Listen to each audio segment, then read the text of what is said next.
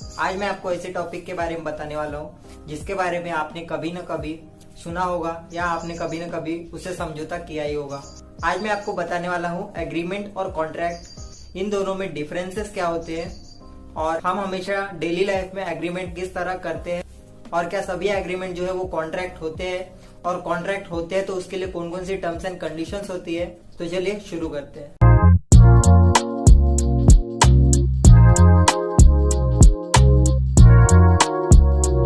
सबसे पहले हम समझ लेते हैं कि एग्रीमेंट क्या होता है। इंडियन कॉन्ट्रैक्ट एक्ट 1872 के सेक्शन 2E में एग्रीमेंट की जो है डेफिनेशन को बताया गया है, जो कि है every promise and every set of promises forming the consideration for each other is an agreement. इसका मतलब ये होता है कि कोई भी दो व्यक्ति जिनमें आपस में समझौता होता है, प्रॉमिस किए जाते हैं, उसी को जो है एग्रीमेंट कहा जाता है।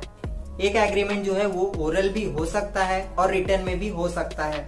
जब कोई दो व्यक्ति एग्रीमेंट करते हैं, वेरियस रूल्स एंड रेगुलेशन जो है वो उन्हें तय करना पड़ता है। जो भी व्यक्ति आपस में एग्रीमेंट कर रहे हैं उन्हें एक दूसरे के जो टर्म्स एंड कंडीशन है वो दोनों को मान्य होने चाहिए। एग्रीमेंट जो है वो लीगल और इलीगल भी हो सकता है, लेकिन जो सभी एग्रीमेंट है वो कॉन्ट्रैक्ट नहीं बनते हैं। एक एग्रीमेंट बनने के लिए सबसे पहले एक प्रपोजल दिया जाता है, उसके बाद उसका एक्सेप्टेंस होता है, तब वो एग्रीमेंट कहलाया जाता है।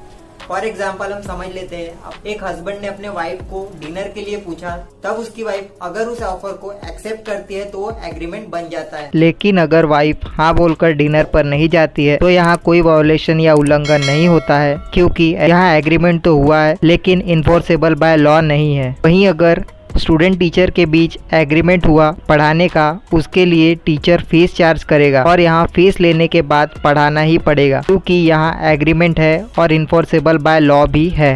आपको यहाँ पर ध्यान रखना होता है कि एग्रीमेंट जो है वो लीगल होना चाहिए, तब वो कॉन्ट्रैक्ट बनता है, और अगर एग्रीमेंट इलीगल रहा तो वो कॉन्ट्रैक्ट नहीं बनता है।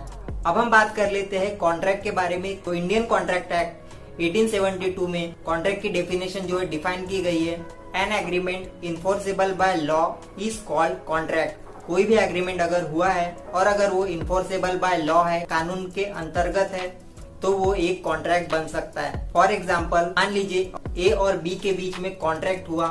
ए अपनी प्रॉपर्टी जो है वो बी को बेचना चाहता है 50,000 रुपए में। अगर ये एग्रीमेंट फुलफिल होता है तो ये कॉन्ट्रैक्ट में बैठता है, क्योंकि ये जो एग्रीमेंट है वो इन्फोर्सेबल बाय लॉ है, एक कानून के अंतर्गत है। लेकिन अगर आपका एग्रीमेंट जो है इलीगल होता है तो वो कॉन्ट्रैक्ट में नहीं बैठता है। फॉर एग्जांपल हम मान लेते हैं, अगर ए और बी के बीच में कॉन्ट्रैक्ट होता है मर्डर के लिए या किसी ड्रग्स बेचने के लिए, तो ये एक इलीगल एग्रीमेंट होता है और ये एग्रीमेंट जो है कभी भी कॉन्ट्रैक्ट नहीं बन सकता, क्योंकि गवर्नमेंट के रूल्स एंड रेगुलेशन के हिसाब से कोई भी इलीगल कॉन्ट्रैक्ट जो कि मर्डर और किसी भी इलीगल काम से जुड़ा होता है, वो एग्रीमेंट कभी भी कॉन्ट्रैक्ट नहीं बन सकता है। आपको एक बात का ध्यान रखना है कि सभी एग्रीमेंट जो है वो कॉन्ट्रैक्ट नहीं होते हैं, लेकिन सभी जो कॉन्ट्रैक्ट होते हैं वो सभी एग्रीमेंट होते हैं।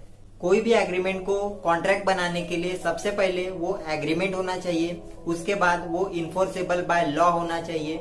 मतलब उस लॉ को बनाने के लिए कानून कायदे जो है वो गवर्नमेंट के रूल्स एंड रेगुलेशंस में होने चाहिए। अब हम समझ लेते हैं किसी भी कॉन्ट्रैक्ट को बनाने के लिए कौन कौन सी जो इसेंशियल कंडीशन जो है वो फुलफिल करनी होती है। तो सबसे पहली जो कंडीशन होती है वो एक्सेप्टेंस होती है। इसका मतलब ऐसा होता है, कोई भी दो पार्टी जो एग्रीमेंट कर रहे हैं, कॉन्ट्रैक्ट कर रहे हैं, उनके बीच में जो है एक्सेप्टेंस होना चाहिए, और एक्सेप्टेंस किसी के दबाव के अंतर्गत नहीं देना चाहिए। आप किसी से जोर जबरदस्ती करके उनसे हाँ बुलवाकर उस एग्रीमेंट में नहीं घुस सकते हैं। दूसरी कंडीशन होती है कंसिडरेशन की। इसका मतलब ऐसा होता है कि कोई भी एग्रीमेंट अगर होता है तो उसके लिए जो है एक्सचेंज होना चाहिए। थर्ड और जो मेन इंपॉर्टेंट पॉइंट होता है वो होता है कैपेसिटी का। कोई भी एग्रीमेंट या कॉन्ट्रैक्ट अगर आप करते हैं, जिन लोगों के बीच में भी ये एग्रीमेंट या कॉन्ट्रैक्ट हो रहा है वो दोनों कैपेबल चाहिए, उनका मानसिक संतुलन ठीक होना चाहिए और वो 18 से कम के नहीं होने चाहिए, वो माइनर नहीं होने चाहिए। एग्रीमेंट है वो ओरली और रिटर्न भी हो सकता है, लेकिन जो आपका कॉन्ट्रैक्ट होता है वो हमेशा रिटर्न होना चाहिए, ताकि अगर कॉन्ट्रैक्ट का जो है वायोलेशन होता है तो उसके लिए आपके पास सबूत रहने चाहिए, ताकि आप उस रिटर्न एग्रीमेंट या कॉन्ट्रैक्ट को पेश कर सके और जो है साबित कर सके कि हम दोनों के बीच में जो है कॉन्ट्रैक्ट या एग्रीमेंट हुआ था। अब हम एग्रीमेंट और कॉन्ट्रैक्ट के बीच में थोड़ा डिफरेंस है, उसे हम समझ लेते हैं। बात कर लेते हैं अगर बदलाव की, तो अगर आपका एग्रीमेंट एक बार हो जाता है तो आप उसे बदल सकते हैं, लेकिन अगर आपका कॉन्ट्रैक्ट हो जाता है एक बार तो आप बहुत आसानी से जो है बदल नहीं सकते। एग्रीमेंट जो होता है वो म्यूचुअल अंडरस्टैंडिंग से होता है, यानी दोनों की जो है सहमति चाहिए होती है। अगर आप एग्रीमेंट कर रहे हैं तो उसमें कंसिडरेशन नहीं भी हुआ, यानी किसी वस्तु का एक्सचेंज नहीं भी होता है तो वो एग्रीमेंट कहलाता है। लेकिन कॉन्ट्रैक्ट बनाने के लिए जो है कंसिडरेशन कंपलसरी होता है,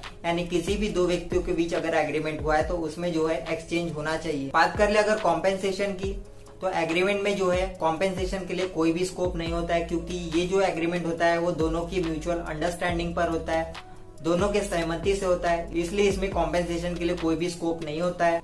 अगर आपके कॉन्ट्रैक्ट का जो है वॉलेशन होता है, उल्लंघन होता है, तो आप इसमें कॉम्पेंसेशन के लिए जो है क्लेम कर सकते हैं। आप किसी भी माइनर व्यक्ति के साथ जो है एग्रीमेंट कर सकते हैं, लेकिन अगर आपको किसी माइनर के साथ कॉन्ट्रैक्ट करना है तो आप वो नहीं कर सकते, क्योंकि कॉन्ट्रैक्ट के लिए किसी भी व्यक्ति की उम्र 18 के ऊपर होना बहुत ही जरूरी होता है। एग्रीमेंट लीगल पर्पज के लिए या इलीगल पर्पज के लिए भी हो सकता है, लेकिन एक कॉन्ट्रैक्ट बनाने के लिए आपका जो एग्रीमेंट का पर्पज होना चाहिए वो लीगल होना चाहिए। कोई भी इलीगल एग्रीमेंट जो है कॉन्ट्रैक्ट नहीं बन सकता है, इसके लिए आपका जो एग्रीमेंट है वो लीगल होना चाहिए। तो यही जो डिफरेंस होता है वो एग्रीमेंट और कॉन्ट्रैक्ट के बीच में होता है। अगर आपको ये वीडियो पसंद आया हो तो इसे लाइक और शेयर कर दें, और ऐसी और वीडियोस के लिए मेरे चैनल को सब्सक्राइब भी कर देना। मिलते हैं नेक्स्ट वीडियो में किसी नए टॉपिक के साथ।